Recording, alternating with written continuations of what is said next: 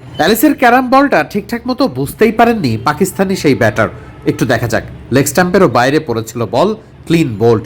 Mickey আর্থারের সঙ্গে তার এই কথোপকথনই বলে দেয় তাকে নিয়ে আলাদা পরিকল্পনা আছে রংপুর রাইডার্সের। মোহাম্মদ আশরাফুলও তার বোলিংটা বেশ ভালোভাবেই নজরদারিতে রেখেছিলেন।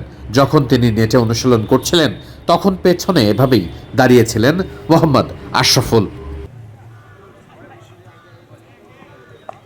মিস্ট্রি স্পিনার আলিসের বল খেলাটা খুব একটা সহজ কাজ নয়। আজকে নিশ্চিত করেই অনুশীলনের অন্যতম মধ্যমণি ছিলেন মুস্তাফিজুর রহমান। মুস্তাফিজ সবার অনুশীলনে যেন চুপচাপ পরখ করে নিচ্ছিলেন। দলের কোথায় কি শক্তির জায়গা আছে সেগুলোই হয়তো বোঝার চেষ্টা করছিলেন দাফিজ। অন্যদিকে সবকিছুর গুরু হয়তোবা আশরাফুলই। দলের পরিকল্পনা থেকে শুরু করে অনেক কিছুতেই তিনি এখন অন্যতম একজন। অনুশীলনে খুব স্বাভাবিকভাবেই অ্যালিসের প্রতি নজর ছিল। রংপুর রাইডার্সের হয়ে অ্যালিসকে নিয়ে ঠিক কী পরিকল্পনা হতে পারে সেটা বোঝার একটা চেষ্টা করা গেছে। ক্যারাম বলে বেশ এক্সপার্ট তিনি। বল পড়ে কিছুটা অফসাইড দিয়ে বের হয়ে যাওয়া, ব্যাটসম্যানরা অনেক রকমভাবেই সেটাকে প্রতিহত করার চেষ্টা করেছেন। তবে বেশিরভাগ ক্ষেত্রেই অ্যালিসের ক্যারাম বল ছিল দুর্ভেদ্য। বারবার বোলিং করেছেন, ব্যাটসম্যানরা সেই বলগুলোতে খুব একটা কমফোর্টেবল ছিলেন না। গত বিপিএলে দলকে ফাইনালে তোলার অন্যতম কারিগর ছিলেন অ্যালিস।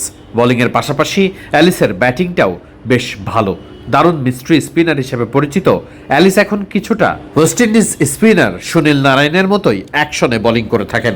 বলটাকে পেছনে লুকিয়ে রেখে, অর্থাৎ বলের গ্রিপটাকে লুকিয়ে রেখে এভাবেই ব্যাটসম্যানকে পরাস্ত করেন। ব্যাটসম্যান বলের গ্রিপ বুঝতে পারে না, তাই খুব স্বাভাবিকভাবেই পরাস্ত হবার সম্ভাবনাও বাড়ে। ক্যারাম বল করে অ্যালিস এভাবেই একের পর এক ব্যাটসম্যানকে পরাস্ত করেছেন বহুবার। সিলেটের কম্বিনেশনে তারকার অভাব নেই, তাই অ্যালিস আল ইসলামকে নিশ্চিত করেই জায়গা পেতে হলে দারুণ করতে হবে অনুশীলনেও।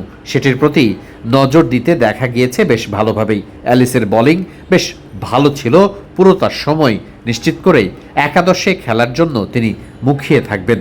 তারকাবহুল একটা দলে অ্যালিস যদি সুযোগ তৈরি করতে পারেন তাহলে সেটা অ্যালিসের জন্যই দারুণ কিছু হবে।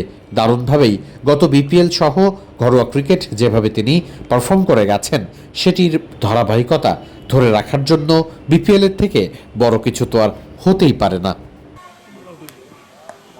চট্টগ্রামের হয়ে গত বিপিএলে যেভাবে পারফর্ম করেছিলেন অ্যালিস, নিশ্চিত করেই রংপুর রাইডার্সও চাইবে অ্যালিসকে সেভাবেই পেতে। মিস্ট্রি স্পিনার যেভাবে ব্যাটসম্যানকে পরাস্ত করতে পারেন, অ্যালিসের সেই ক্ষমতা আছে। ব্যাটসম্যানরাও বেশ ভালোই বিপদে পড়েন অ্যালিসকে খেলার সময়। নুরুল হাসান সোহান ক্যাপ্টেন, তাকে বোলিং করার সময় এভাবেই দারুণ বোলিং করেছেন অ্যালিস আল ইসলাম।